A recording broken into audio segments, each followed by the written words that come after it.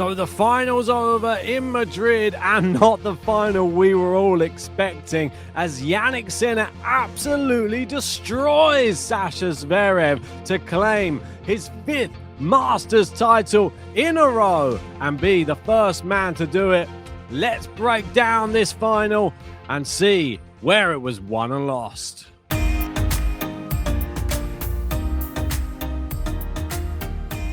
That's right, and if you haven't done so yet, give us a like and subscribe to the channel.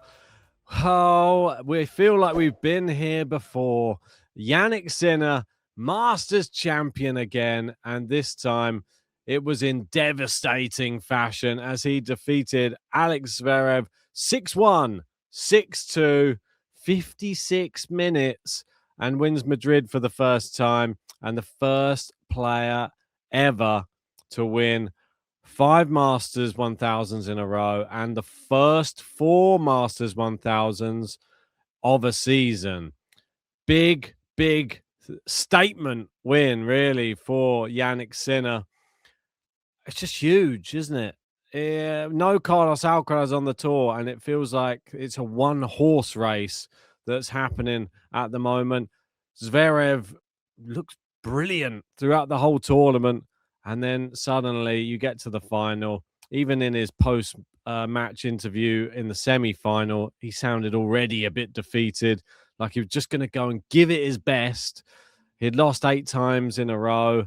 Well, now it's 9 times in a row against Jannik Sinner. Just crazy, really. All the stats that keep stacking up. 56 out of the last 58 sets. 45 out of the last 47 matches. Peak tennis, 9 Masters titles, 28 career titles, 23rd consecutive win, domination from the Italian, and adding himself to lists, the ATP Masters 1000 list. Djokovic leads the way with 40. We got Nadal with 36, Federer with 28. And you can see Jannik Sinner down there with 9 at the moment. Overtakes Carlos Alcaraz, who has 8. We just need him to return to the tour, don't we? This is what Sinner had to say after the match. He said, I started very well. He was not playing his best tennis today. Oh, what a shocker. I tried to get with the front foot ahead. I'm very happy about the level I'm playing. Yeah, not half. It's a pretty good level. Zverev, after losing, said, first of all, super sorry for the final. Not my best day. But then, of course, congratulations to Jannik.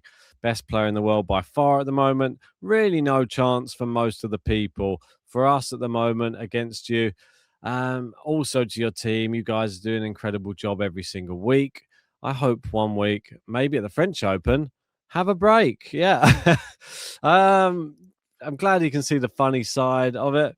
At the moment, it's not really a challenge for Jannik Sinner, who makes it 28 wins in a row at Masters 1000s and 23 wins in a row on the ATP Tour.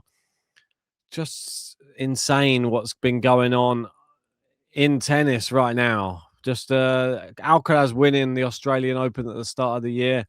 He was the youngest player to win the calendar slam. And now, since then, since the injury, and since Jannik Sinner has now sort of taken over with the domination, yeah, it's tough to look past who can really dethrone him. We got Rome approaching. Can anyone stop him there? I mean, this is the best you can get. Zverev, essentially, in Madrid. He won 3 games. This is, I wouldn't say embarrassing, but for the rest of the tour, they need to step up. They need to try and learn something from this loss or from all the other losses everyone else is suffering. Let's try and break it down a little bit, though, and look at what happened in the first set. From the first game of the match, it was pretty much Sinner setting the tone.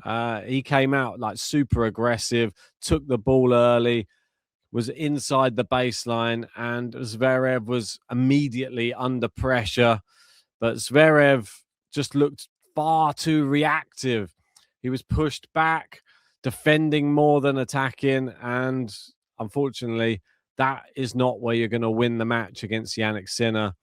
The key difference early on, depth and timing. Sinner was hitting deeper, cleaner, earlier, and Zverev just had no time to play. Zverev's shots were landing shorter, and Sinner was just dictating all the rallies. That's just what he likes to do. Gets in the rhythm, dictates the rallies, and then when he sees the opportunity, just hits it into the corner and finishes it when he sees fit.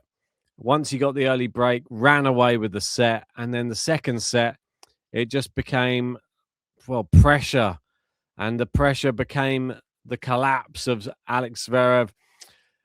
You wanted to see the response from Zverev in the second set, but it didn't really ever materialize. Instead, it was the same pattern.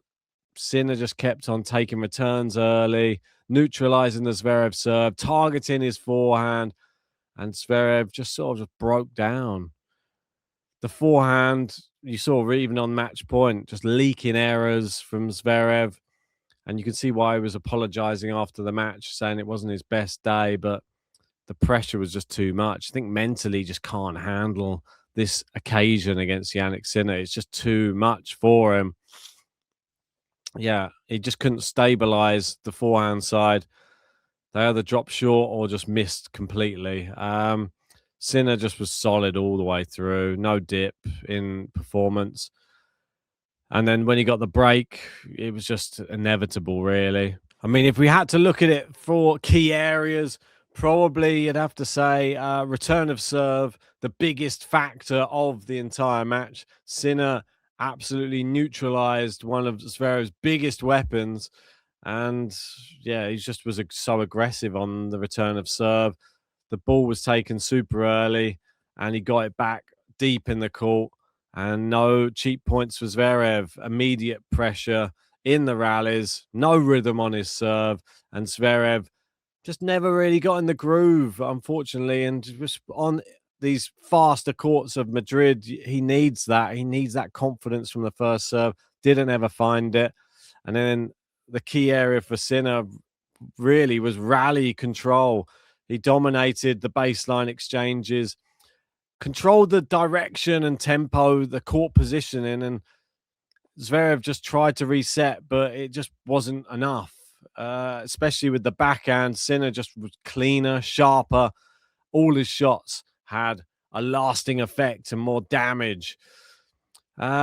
Another area that I think affected the match, Zverev, his positioning on the court, too passive. Just spent way too much time behind the baseline, absorbing instead of dictating, and playing safe instead of aggressive. And against someone like Sinner, it just doesn't work, unfortunately. If you give him time and space, he will take control of the rallies. And you saw it with the scoreline. He absolutely dominated him. And then the last thing, which I'm sure everybody was already aware of, just the mental side of the game and the scoreboard pressure.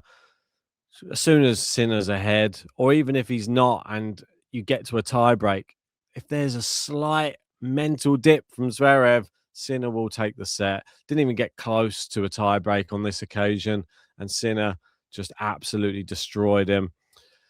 What does this mean? A huge win for Jannik Sinner. Not just winning, but just dominating elite players on the tour. This is the third best player on the tour right now. Just been embarrassed on a clay court in a final. Won 3 games. And for Zverev, tough. Where do you go from here? Another final loss to Jannik Sinner. And this one of the worst, I think, that he would have suffered in his career. But yeah, I guess that is it really for Madrid. Jannik Sinner reigns supreme. Tell me your thoughts about it in the comment section below. Are you as blown away by the performance? Do you think it is a crazy level from Jannik Sinner? Do you think Sasha Zverev just needs to just step up, needs to just get out of his own head in these finals and just play the tennis that got you there? Because it seems as soon as he faces Jannik Sinner these days, he doesn't know what to do. It's something that has to change, because if it doesn't, he isn't going to beat him anytime soon. Also, don't forget to sign up to the ATP Fantasy game, which has just been released, and join our league. The code is up on the screen right now. I will put the link to sign up as well in the description of the video.